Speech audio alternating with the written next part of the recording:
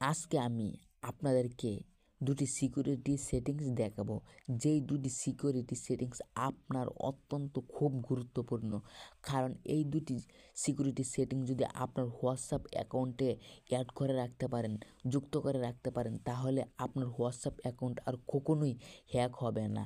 আপনার ফোনটা যদি অন্য কারো হাতেও দেন, শেয়ার দিনরাত খোঁজাখুঁজির পরেও আপনার হোয়াটসঅ্যাপ অ্যাকাউন্ট থেকে অন্য কোনো ডিভাইসে কোনো তথ্য ট্রান্সফার করতে পারবে না।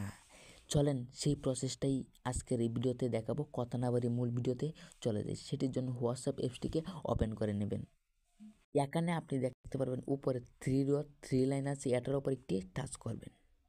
এখানে আপনি সেটিংস বলে একটি অপশন পাবেন, এটার ওপর একটি টাচ করবেন। এখানে আপনি একটি অপশন দেখতে পারবেন অ্যাকাউন্ট এবং ছবির একটি আইকন পাবেন, এটার ওপর একটি টাচ করে দেবেন।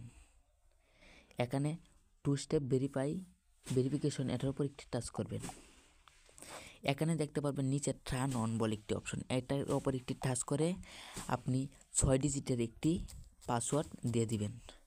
আমি দিয়ে দিই। সেভ করতে হবে, একই পাসওয়ার্ড 2 বার দিতে হবে। যাই হোক, আমারটা এখানে হতেছে না, আপনারটা ঠিকই হবে।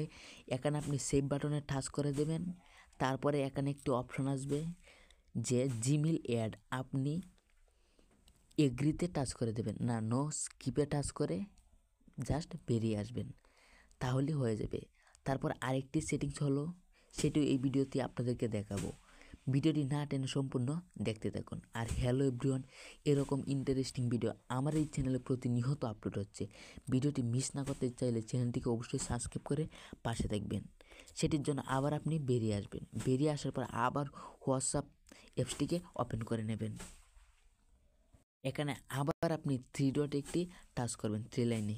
এখানে দেখতে পারবেন সেটিংস, আবার সেই সেটিংসে টাচ করবেন।